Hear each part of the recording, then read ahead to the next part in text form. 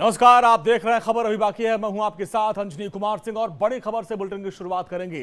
Calcutta trainee doctor के साथ rape और हत्या के मामले में बड़ी खबर आ रही है। हत्याकांड पर कलकत्ता हाईकोर्ट ने सख्त टिप्पणी की है। कलकत्ता हाईकोर्ट ने इसे अनोखा मामला बताया। कहा 5 दिन बीत जाने के बाद भी जांच में कोई महत्वपूर्ण प्रगति नहीं हुई। ये तल्ख टिप्पणी हाईकोर्ट ने की है और कहा कि जांच आगे न बढ़ने पर सीबीआई को मामला सौंप दिया गया है। इंडिया डेली के पास कलकत्ता हाईकोर्ट के आदेश की कॉपी है और जिसमें उन्होंने फटकार भी लगाई है और कहा है कि ये अनोखा मामला है। 5 दिन बीत जाने के बाद भी जांच में कोई महत्वपूर्ण प्रगति हुई नहीं है और जिसके बाद कलकत्ता हाईकोर्ट ने इसकी जांच सीबीआई को सौंप दी और इस पूरे मामले में कहा कि जो भी सबूत है सीबीआई को सारे दस्तावेज हैंडओवर कर दिया जाए और इस पूरे मामले में अब जांच सीबीआई करेगी। और ये वो आदेश की कॉपी है जो हम आपको दिखा रहे हैं। उसकी कॉपी हमारे पास है जिसमें सुनवाई हुई और जिसमें कलकत्ता हाईकोर्ट ने कहा कि ये तो बहुत अनोखा मामला है। 5 दिन बीत जाने के बाद भी जांच में कोई महत्वपूर्ण प्रगति नहीं हुई है और जांच आगे न बढ़ने पर अब इस पूरे मामले की जांच सीबीआई को सौंपी जा रही है। और हमारे लीगल लीडर आशीष सिन्हा हमारे साथ है। आशीष, बड़ी तल्ख टिप्पणी की है। देखिए, जाहिर तौर पर बेहद तल्ख टिप्पणी है और पश्चिम बंगाल की पुलिस पर सवाल भी उठाता है। कलकत्ता हाईकोर्ट ने अपने जो फैसले की कॉपी हम एक्सक्लूसिव अपने दर्शकों को दिखा रहे हैं, उसमें सबसे अहम बात ये बोली है कि ये जो पूरा मामला है ये अनोखा मामला है। दूसरी अहम बात, अनोखा मामला इसलिए है कि क्यों 5 दिनों से पुलिस जो है इस मामले की जांच कर रही है और उनके हाथ में एक सबूत नहीं लगा है। तीसरी अहम बात, इस मामले में अभी तक किसी की गिरफ्तारी नहीं हुई। चौथी अहम बात, कलकत्ता हाईकोर्ट ने कहा कि इस मामले में एक और पहलू है जो काफी परेशान करने वाला है, क्योंकि 9 अगस्त को जो पुलिस ने एफआईआर दर्ज की थी वो अप्राकृतिक मौत के मामले में दर्ज की थी। पांचवी अहम बात, पुलिस की तरफ से ये कहा गया कि जब कोई शिकायत नहीं मिलती है तो ऐसे मामलों में अप्राकृतिक मौत के मामले जो होते हैं वो दर्ज किए जाते हैं। सातवीं अहम बात, कोर्ट ने ये कहा कि जब एक मृतक जो थी यानी पीड़िता जो थी वो एक डॉक्टर थी, तो ऐसे में प्रिंसिपल यानी कॉलेज के प्रिंसिपल या फिर अस्पताल की तरफ से कोई एक औपचारिक शिकायत होनी चाहिए थी, लेकिन वो शिकायत नहीं की गई। आठवीं, हाईकोर्ट ने माना कि हमारे विचार में एक गंभीर चूक का मामला है और सबसे अहम बात है कि कोलकाता हाईकोर्ट ने कहा कि जो मांग की गई है पीड़िता के परिजनों की तरफ से वो मांग हमें जायज लगती है और इन सभी कठोर ऑब्जर्वेशन के साथ कलकत्ता हाईकोर्ट ने इस पूरे मामले को सीबीआई को हैंडओवर कर दिया है। कोर्ट ने पश्चिम बंगाल पुलिस को कहा है कि कल सुबह यानी बुधवार की सुबह 10 बजे तक सारे डॉक्यूमेंट सीबीआई को देने होंगे और जांच में फर्दर अगर कोई जरूरत उन्हें महसूस होगी सीबीआई को तो वो सहयोग करना पड़ेगा। कोर्ट ने यह भी बोला कि जो पिछले 5 दिनों की जो जांच अभी तक नहीं हो पाई है ठीक ढंग से, उससे ऐसा लग रहा है कि सबूत भी नष्ट हो सकते हैं। तो इस तरह की तल्ख ऑब्जर्वेशन कलकत्ता हाईकोर्ट की तरफ से दी गई है। अब देखना यह होगा कि जब सीबीआई इस मामले को हैंडओवर करती है तो इस मामले में गिरफ्तारियां किसकी किसकी होती हैं, क्योंकि अब तक किसी की गिरफ्तारी नहीं हुई है। आशीष, उस पूरे मामले में कोर्ट ने वहां के प्रिंसिपल पर भी तल्ख टिप्पणी की। भाई, आपके अस्पताल में थी, वो पीड़ित थी, उसके साथ इतना घृणा रेप हुआ और आपने शिकायत दर्ज नहीं कराई। देखिए, वो इस बारे में इस आदेश में की कॉपी में लिखा हुआ है। दरअसल कोर्ट ने प्रशासन पर भी सवाल उठाया। सबसे पहला सवाल ये उठाया कि जिस जो प्रिंसिपल वहां पर थे, जब उन्होंने ये पेशकश की और ये कहा कि जो ट्रेनी लड़की है वो मेरी बेटी की तरफ से है, वो इस्तीफा देना चाह रहे हैं, तो सरकार ने इस्तीफा उनको ठुकराते हुए 12 घंटे के भीतर उनकी ट्रांसफर जो है वो दूसरी जगह पर कर दिया। कोर्ट ने इसी पर सवाल उठाया कि आखिर कैसे ट्रांसफर आपने कर दिया। दूसरी सबसे अहम बात की बड़ी बड़ी बातें जरूर की गई इस मामले में, लेकिन जो प्रिंसिपल है उनकी तरफ से कोई शिकायत दर्ज नहीं कराई गई। तीसरा, जब पुलिस ने अप्राकृतिक मौत के मामले के तहत इस मामले में एफआईआर दर्ज की तब भी इसका विरोध नहीं किया गया।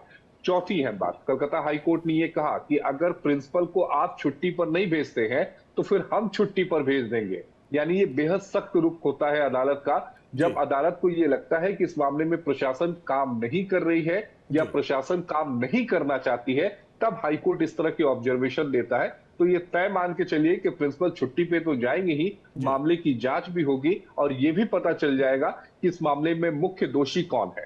ठीक है आशीष, बहुत बहुत शुक्रिया इस पूरी बातचीत के लिए आपका। चलिए आगे बढ़ते हैं। अब बात जेल से मिली पैरोल और उसके ऊपर उठ रहे सवालों की। दरअसल डेरा सच्चा सौदा प्रमुख गुरमीत राम रहीम के आज के बाद अब आसाराम को भी बड़ी राहत मिल गई है। दरअसल यौन उत्पीड़न के मामले में उम्र कैद की सजा काट रहे थे आसाराम और उनको 7 दिन की पैरोल मिली। इसके बाद आपको बताएं कि इस पर सवाल उठने लगे। इसके पहले आपको याद होगा राम रहीम को भी 21 दिन की फरलो मिली थी। राम रहीम को आज जेल से रिहा कर दिया गया और अब आसाराम 7 दिन और गुरमीत राम रहीम 21 दिन के लिए जेल से बाहर आएंगे। यानी आसाराम को पैरोल और राम रहीम को फरलो। इसको लेकर अब सवाल उठने लगे हैं और खास पर राम रहीम की बात करें, जब जब कभी चुनाव की तारीखें नज़दीक आती हैं उस वक्त जब वो बाहर आते हैं तो कई तरह के सवाल उठते हैं। अब माना जा रहा है कि हरियाणा में भी चुनाव है, लोग इसको उससे भी जोड़ के देख रहे हैं। कई तरह के सवाल अब उठाए जा रहे हैं क्योंकि ये 2 ऐसे संत हैं जो गंभीर आरोप में जेल की सजा काट रहे हैं। यौन उत्पीड़न से लेकर तमाम तरह के आरोप इनके ऊपर हैं, लेकिन ये दोनों अब बाहर आ रहे हैं जमानत पर। इसके बाद से कई तरह के सवाल उठने लगे हैं। आसाराम पैरोल पर है, राम रहीम को फरलो है और 21 दिन के लिए बाहर आ रहे हैं राम रहीम और 7 दिन के लिए आसाराम। इसको लेकर अब सवाल उठाया जा रहा है। कहा जा रहा है कि और खासकर राम रहीम के मामले में हर बार सवाल उठता है कि उनको जो फरलो मिलती है खासकर चुनाव के वक्त में ही ऐसा क्यों होता है। इसको लेकर तमाम तरह के सवाल उठते हैं क्योंकि काफ़ी इनका रसूख है, इनके भक्त हैं।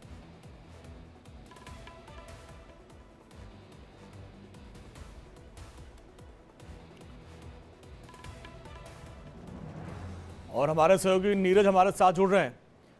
नीरज, 2 ऐसे संत हैं जिनको अब जो है रिहा किया गया, जमानत मिली है, लेकिन खासकर हम राम रहीम की बात करें तो राम रहीम जब जब चुनाव आता है तब तब रिहा होते हैं। इस पर सवाल उठाए जाते हैं टाइमिंग पे, क्योंकि अब हरियाणा में फिर से चुनाव होने वाले हैं। टाइमिंग पे भी सवाल, और कैसे सवाल उठ रहे हैं?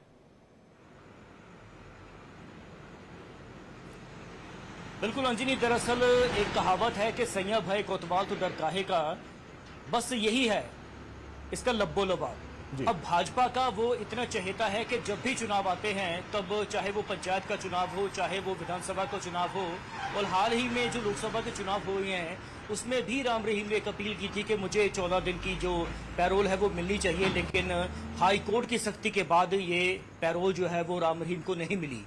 और इसी 10 अगस्त को श्रोमणी गुरुद्वारा प्रबंधक कमेटी ने भी एक अपील की थी, हाई कोर्ट से रिट डाली थी कि उसे पैरोल जो बार बार मिलती है वो नहीं मिलनी चाहिए, लेकिन बावजूद उसके जो भाजपा उसकी भक्त है और उसके जो बड़े बड़े नेता वहां पर माथा टेकने जाते हैं, उनकी वजह से ही जो इस बार भी पैरोल जो है वो मिलने की शंका कह लीजिए या इल्जाम है, इस तरह से सामने निकल कर आए हैं।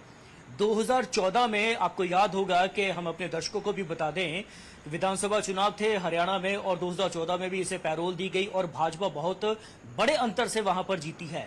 और ऐसा नहीं है कि ये सिर्फ भाजपा का ही एक काफी क्लोज रहा है, ये चाहे कांग्रेस की सरकार रही हो तब भी इस पर बड़ी कृपा जो है वो बरसती रही है और इसको पैरोल जो है वो मिलती रही है। अब राम रहीम का जो डेरा है सिरसा में, हरियाणा में है, लेकिन इसका वर्चस्व जो है वो पंजाब में भी है और पंजाब में भी इसका काफी प्रभाव है, वहां पर भी इसके काफी अनुयायी हैं। तो जब जब पंजाब में भी चुनाव हुए हैं तब भी इसको पैरोल वो मिली है। ठीक है। और आपको ये जानकर अचरज होगा कि 10 बार इसे पैरोल जो है वो मिल चुकी है। और ठीक है नीरज, बहुत बहुत शुक्रिया इस पूरी बातचीत के लिए आपका।